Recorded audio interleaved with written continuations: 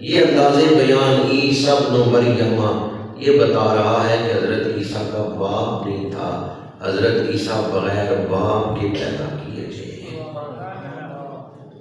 اور آگے اس کی تشریح موجود ہے، ان مثل عیسیٰ عند اللہ کمثل آدم، بے شک عیسیٰ علیہ السلام کی مثال اللہ کے ہاں آدم کی طرح ہے۔ تو کیا حضرت آدم کا بھی کوئی باپ تھا؟ تو اللہ نے حضرت آدم کو بغیر باپ کے بنایا ہے، تو کیا اب وہ کسی کو بغیر باپ کے نہیں بنا سکتا ہے؟ تو یہ آیت کی دلیل ہے کہ حضرت عیسیٰ بغیر باپ کے اللہ کی قدرت کے اظہار کے لیے پیدا ہوئے۔ بعض مفسرین نے یہاں بڑا ایمان افروز نقطہ بیان کیا ہے، حضرت آدم کا وجود اللہ تعالیٰ کی حکمت کا اظہار ہے، میرا اور آپ کا وجود اللہ کے قانون کا اظہار ہے۔ قانون یہ ہے کہ ماں باپ کا وجود ملے گا تو اولاد پیدا ہوگی، یہ کیا ہے؟ قانون ہے۔ قانون یہ ہے کہ میاں بیوی کا وجود ملے گا اولاد پیدا ہوگی، یہ اللہ نے بنایا ہے قانون۔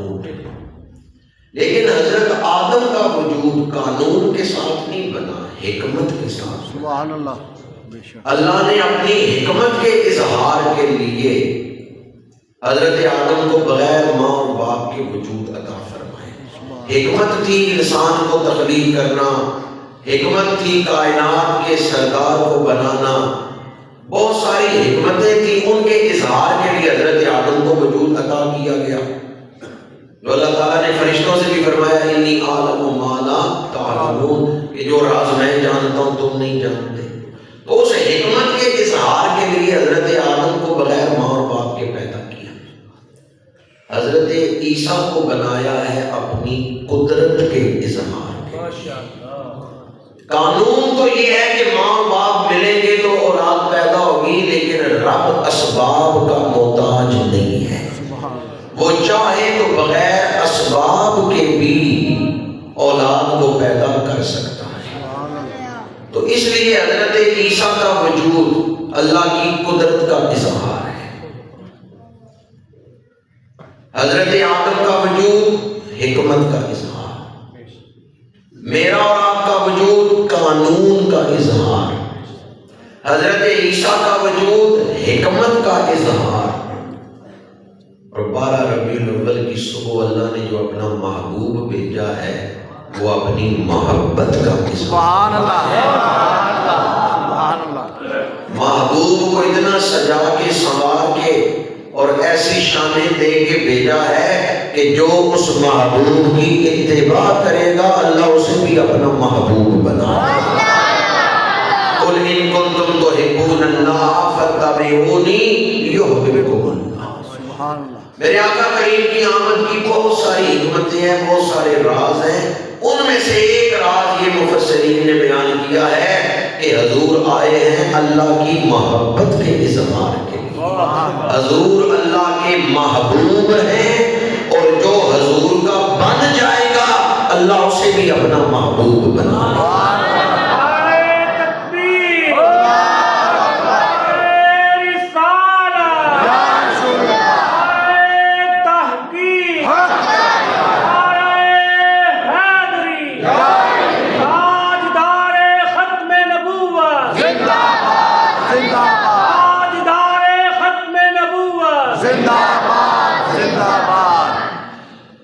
حضرت عیسیٰ علیہ السلام کی شان بیان کرتے ہوئے اللہ پاک نے فرمایا کہ ان کا نام ہے مسیح عیسیٰ ابن مریم۔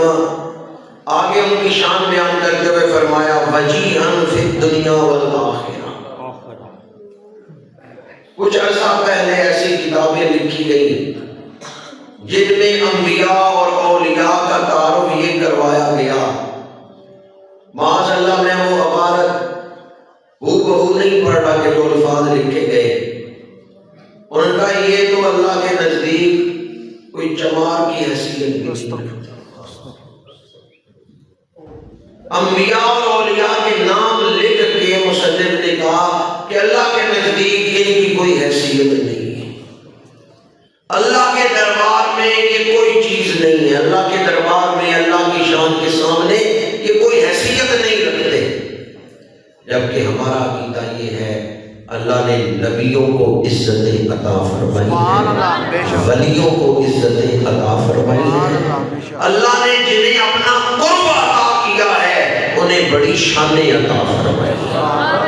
اس پر یہ آیت مبارکہ دلیل ہے وجیہاً فی الدنیا والآخرہ، حضرت عیسیٰ علیہ السلام دنیا میں بھی عزت والے ہیں، آخرت میں بھی عزت والے ہیں، وجاہت والے ہیں، آبرو والے ہیں، عزت والے ہیں دنیا میں بھی اور آخرت میں بھی۔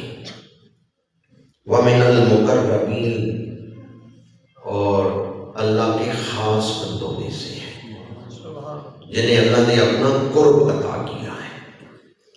یہاں حضرت عیسیٰ کی کوئی صفت نہیں بیان ہوئی کہ فلاں عمل کی وجہ سے اللہ نے انہیں اپنا قرب عطا کیا ہے، یہ ان کا ذاتی قرب ہے کہ اللہ نے انہیں ذاتی قرب عطا فرمایا ہے۔ انبیاء کو جو قرب حاصل ہے اللہ نے ان کی ذاتوں کو ہی پاک بنایا ہے۔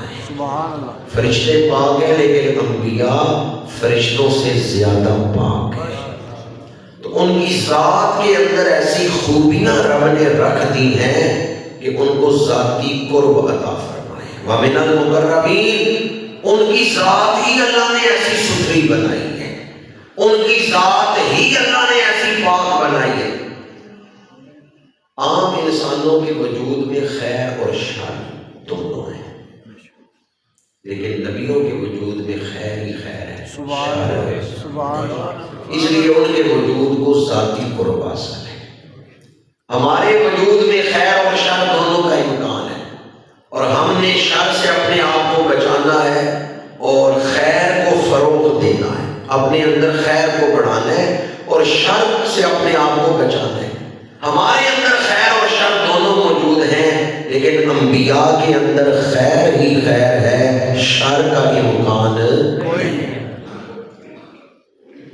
وَمِنَ الْمُقَرَّبِينَ، اللہ نے ان کو ذاتی قرب کے لیے چن لیا ہے، وہ اللہ کے خاص بندے ہیں۔ وَيُكَلِّمُ النَّاسَ فِي الْمَهْدِ وَكَهْلًا، اور حضرت عیسیٰ کلام کریں گے لوگوں کے ساتھ ماں کی گود میں، آغوش مادر میں، شیر خارگی کی عمر میں، وَكَهْلًا، اور پختہ عمر میں، مہد شیر خارگی کی عمر، وَكَهْلًا کہولت کی عمر، 40 سال سے 50 سال یہ عمر ہے، اس کو کہولت کہتے ہیں، اور اس کے بعد پھر بڑھاپا شروع ہو جاتا ہے۔ تو قرآن نے یہ کیوں کہا کہ حضرت عیسیٰ شیر خارگی میں بھی کلام کریں گے اور پختہ عمر میں بھی؟ پختہ عمر میں تو سارے کلام کرتے ہیں، تو پھر ان کے پختہ عمر والے کلام کو کیوں بیان کیا؟ شیر خارگی والا جب ذکر آیا تو اسے تو سمجھ آتی ہے کہ یہ معجزہ ہے، یہ کمال ہے، عام بچے نہیں بولتے، تو چلے حضرت عیسیٰ اس عمر میں بولیں گے، یہ ان کا کمال ہے۔ لیکن پختہ عمر 40 سے 50 سال کی عمر میں آپ سب بھی بول رہے ہیں یا نہیں بول رہے ہیں؟ تو اس کو کیوں بیان کیا؟ اس لیے کہ ابھی حضرت عیسیٰ کہولت کی عمر کو نہیں تھے پہنچے کہ اللہ نے انہیں آسمانوں پہ اٹھا لیا ہے، 33-34 سال عمر ہے، اب وہ واپس آئیں گے، کہولت کی عمر گزاریں گے، یہ بھی اس بات کی دلیل ہے کہ حضرت عیسیٰ آئیں گے۔ مرزائی جو ہیں وہ نزول عیسیٰ کا انکار کرتے ہیں کہ حضرت عیسیٰ دوبارہ نازل ہوں گے، وہ اس کا انکار کرتے ہیں۔ مرزے نے اپنی کتابوں میں لکھا ہے معاذ اللہ، جھوٹی تحقیق جو ہے کہ حضرت عیسیٰ وصال پا گئے ہیں، ان کی قبر ہے، اور جھوٹ دیکھیں کہ اس نے اپنی کتابوں میں 4 مختلف جگہوں پہ حضرت عیسیٰ کی قبر کو بیان کیا ہے۔ کسی کتاب میں لکھتا ہے کہ کشمیر میں ہے، کسی کتاب میں لکھتا ہے کہ شام میں ہے، کسی کتاب میں وہ کہتا ہے فلسطین میں ہے، مختلف کتابوں میں اس نے حضرت عیسیٰ کی قبر کو مختلف جگہوں پہ بیان کی ہے۔ تو جو اور دلائل ہیں نزول عیسیٰ پر، ان میں ایک دلیل یہ بھی ہے کہ قرآن قرآن نے کہا وہ مہد میں بھی بولیں گے اور کہل میں بھی. کہولت کی عمر کو تو ابھی وہ پہنچے نہیں تھے کہ آسمانوں پہ اٹھا لیے گئے. اب وہ دوبارہ نازل ہوں گے اور کہولت والی عمر گزاریں گے. پھر مہد شیر خارگی کی عمر میں کلام کریں گے. یہ کلام اللہ پاک نے قرآن پاک میں بیان بھی کیا ہے جو شیر خارگی کی عمر میں آپ نے فرمایا ہے. جب حضرت عیسیٰ کی ولادت ہوئی اور بی بی مریم انہیں لے کے آئیں، سورہ مریم کے اندر وہ کلام بیان کیا گیا ہے. حضرت بی بی مریم جب جناب عیسیٰ کو لے کے آئیں تو قوم نے کہا تمہاری ماں بڑی نیک تھی، تمہارا باپ شرم و حیا والا، مریم تم پاک دامن عورت تھی، بغیر نکاح کے بچہ کہاں سے نہیں ہو. فَأَشَارَتْ إِلَيْهِ، تو حضرت بی بی مریم نے اشارہ کیا جناب عیسیٰ. قوم نے کہا قَالُوا كَيْفَ نُكَلِّمُ مَنْ كَانَ فِي الْمَهْدِ صَبِيًّا، یہ جو شیر خوار بچہ ہے یہ ہمارے ساتھ کیسے کلام کرے گا. قوم حیرت کا اظہار کر رہی ہے کہ شیر خوار بچے سے ہم کیسے بولیں، اس سے کیسے کلام کریں. تم اشارہ کر رہی ہو عیسیٰ کی طرف، یہ کیسے بولے گا. حضرت عیسیٰ نے اس دوران بولنا شروع کر دیا. قال انی عبد اللہ آتانی الکتاب وجعلنی نبیا وجعلنی مبارکا اینما کنت. حضرت عیسیٰ نے فرمایا میں اللہ کا بندہ ہوں، اللہ نے مجھے کتاب دے کے بھیجا ہے، مجھے نبوت دے کے بھیجا ہے، صاحب کتاب نبی ہوں، اور جہاں میں ہوں وہاں برکتیں ہیں. وَجَعَلَنِي مُبَارَكًا أَيْنَمَا كُنتُ، جہاں میں ہوں وہاں برکتیں ہیں. وَأَوْصَانِي بِالصَّلَاةِ وَالزَّكَاةِ، اور مجھے نماز کا اور زکوٰۃ کا حکم دے کے بھیجا ہے. مَا دُمْتُ حَيًّا، جب تک کہ میں ظاہری زندگی گزار رہا ہوں. وَبَرًّا بِوَالِدَتِي، اور اپنی والدہ کے ساتھ نیکی کا حکم دیا ہے. اس کے ساتھ نیکی کا حکم دیا ہے. اگر آپ کے والد بھی ہوتے تو پھر والدین کا ذکر ہوتا. یہ جو صرف والدہ کا ذکر آیا ہے کہ اللہ نے مجھے اپنی والدہ کے ساتھ نیکی کا حکم دیا، اس کا مطلب یہ ہے کہ حضرت عیسیٰ کا باپ کوئی نہیں ہے، آپ کا ظہور والدہ کے بدن سے ہی ہوا ہے. قوم نے حضرت بی بی مریم کی عزت کو خراب کرنا چاہا اور آپ کی طرف کمزور باتیں، نامناسب باتیں کی. قوم نے حضرت بی بی مریم پہ اعتراض کیا. حضرت عیسیٰ نے جب بولنا شروع کیا تو آپ نے اپنی شان بیان کی.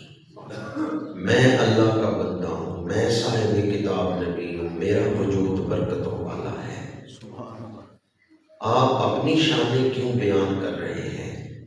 طرز استدلال یہ ہے کہ جب میں نبی ہوں تو اس کا مطلب ہے میری ماں بڑے کردار. سبحان اللہ. کیونکہ اللہ اپنا نبی کسی گھٹیا کردار والی کے پیٹ میں نہیں بھیجتا. سبحان اللہ. بے شک. جب میں شان والا ہوں تو مطلب ہے میری ماں بھی شان والی. سبحان اللہ. بے شک. درس ضیاء القرآن میں بیٹھنے والوں، حضرت عیسیٰ نے جو طرز استدلال اختیار کیا ہے، اعتراض والدہ پہ ہے. حضرت عیسیٰ شانیں اپنی بیان کر رہے ہیں کہ جب میں شان والا ہوں تو میری ماں کتنی شان والی ہے. شان والی ماں کی گود میں ہی رب نے مجھے بھیجا ہے. میں نبی ہوں تو میری ماں بد کردار نہیں ہو سکتی. جب حضرت عیسیٰ شان والے ہیں تو اس کی نسبت سے، ان شانوں کی نسبت سے بی بی مریم بھی شان والی ہے. کیا خیال ہے آپ کا جس گود میں نبیوں کے امام آئے ہیں وہ سیدہ آمنہ کتنی شان والی ہے. مخدومہ کائنات سیدہ آمنہ رضی اللہ تعالی عنہا کتنی عظمتوں والی، کتنی شانوں والی. حضرت عیسیٰ کے طرز استدلال سے پتہ چلتا ہے کہ جب بیٹا شان والا ہے تو ماں بھی شان ہوگی. دوسرا ایک اہم معاشرتی مسئلہ اسی مقام پر آپ کے سامنے عرض کرنا چاہتا ہوں۔ آج کل جب ہم اپنے خلاف کسی سے کوئی بات سنتے ہیں نا کہ یہ فلاں نے میرے خلاف باتیں کی ہیں، یا کوئی ہمارے سامنے ہمارے خلاف بات کرے تو فوراً ہم مشتعل ہو جاتے ہیں، غصے میں آ جاتے ہیں۔ بات کرنے والے نے ایک بات ہمارے خلاف کی ہے، ہم اس کے خلاف 4 باتیں کر دیتے ہیں۔ تو جب ہمارے خلاف باتیں ہو رہی ہوں اس وقت ہمیں کیا رویہ اختیار کرنا چاہیے؟ کیونکہ دور ایسا ہے جہاں بھی کچھ لوگ بیٹھتے ہیں وہ باتیں تو شروع کر دیتے ہیں۔ اگر آپ حق کے ساتھ کھڑے ہیں اور آپ کو باتیں سننا پڑ رہی ہیں تو پھر آپ حق کے ساتھ کھڑے رہیں، کوئی آپ کی عزت کو خراب نہیں کر سکتا۔ عزت دینے والا کون ہے؟ اللہ۔ ایک وقت تھا حضرت ابراہیم علیہ السلام نے بتوں کو توڑا، قوم نے نمرود کے سامنے آپ کو قیدی بنا کے پیش کیا۔ نمرود نے کہا آگ میں ڈال دیے جائیں، آگ جلائی گئی۔ حضرت نمرود کو حضرت ابراہیم علیہ السلام کو نارے نمرود میں ڈالا گیا۔ اس وقت ساری قوم حضرت ابراہیم کے خلاف بول رہی ہے، لیکن حضرت ابراہیم مطمئن ہے کہ میں حق کے ساتھ۔ سبحان اللہ۔ آگ گلزار بن گئی۔ بتوں کے پجاریوں کو چاہیے تھا کہ اب تو حضرت ابراہیم کو مان لیتے، لیکن ان کی زبانیں حضرت ابراہیم کے خلاف چل رہی ہیں۔ انہوں نے کہا حضرت ابراہیم کو ملک بدر کرو، شہر سے نکالو، ملک سے نکالو۔ آپ کو ملک بدر کر دیا گیا، عراق سے نکال دیا گیا۔ اس وقت بھی ساری قوم کی زبانیں آپ کے خلاف چل رہی ہیں، لیکن آپ نے اس کی پرواہ نہیں کی کیونکہ آپ حق کے ساتھ کھڑے۔ سبحان اللہ۔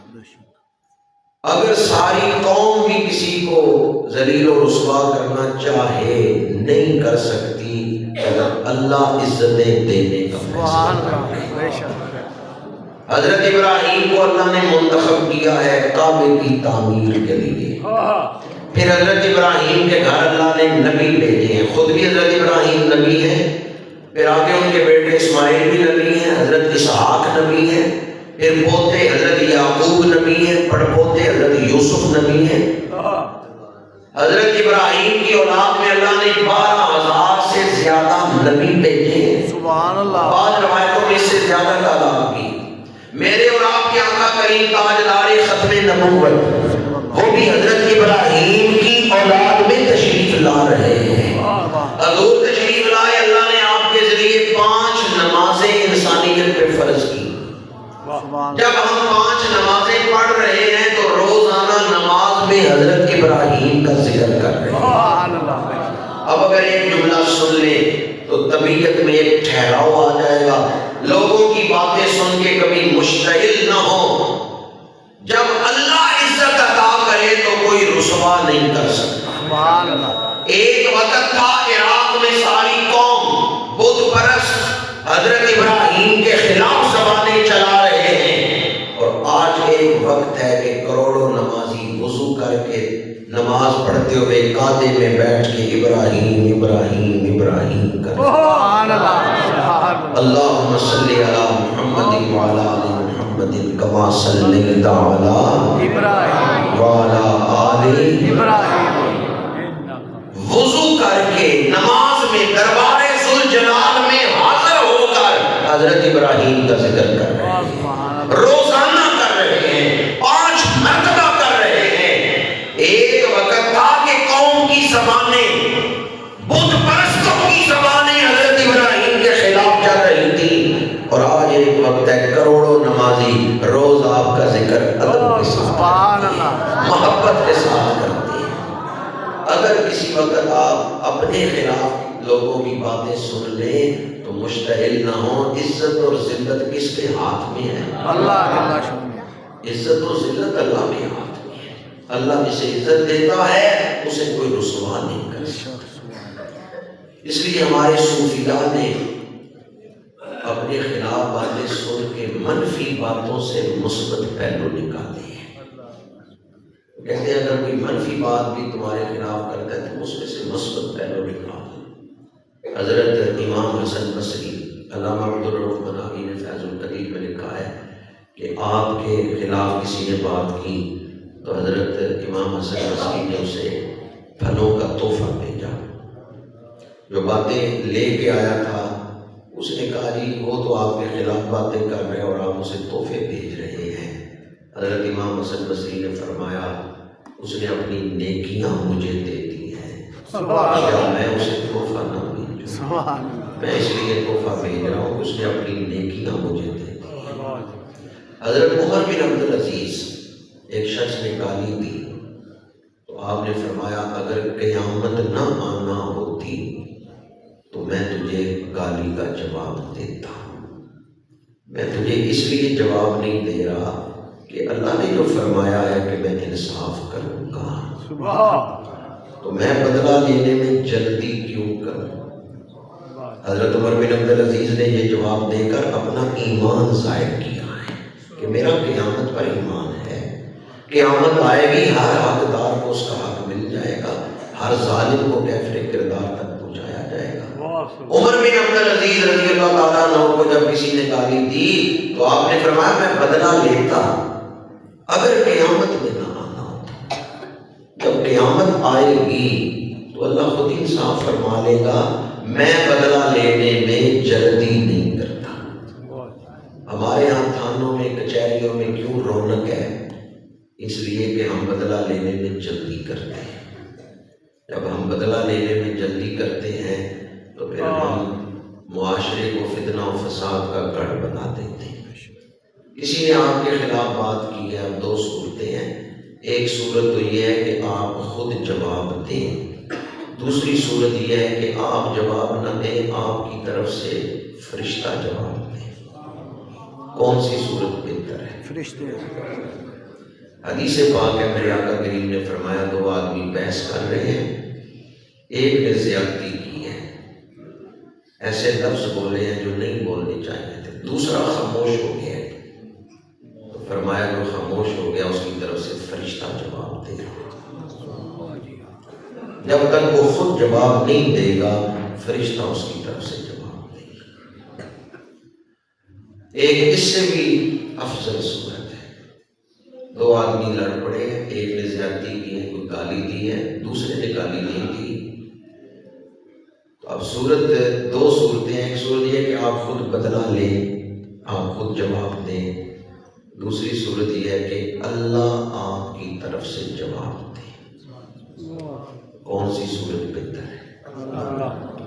جامع ترمذی میں حدیث پاک ہے، میرے آقا کریم نے ارشاد فرمایا اگر کسی شخص نے اپنے گزشتہ گناہ سے توبہ کر لی ہے، گناہ چھوڑ دی ہے، توبہ کر لی ہے، اب اگر کوئی اسے پرانا گناہ یاد کروا کر تانا دیتا ہے کہ تو وہی ہے جس نے یہ گناہ کیا تھا، حالانکہ یہ گناہ چھوڑ چکا ہے اور توبہ کر چکا ہے، فرمایا اگر کوئی پرانا گناہ یاد کروا کے اسے تانا دے گا تو اس تانا دینے والے کو اللہ تعالیٰ اسی گناہ میں مبتلا کر دے گا۔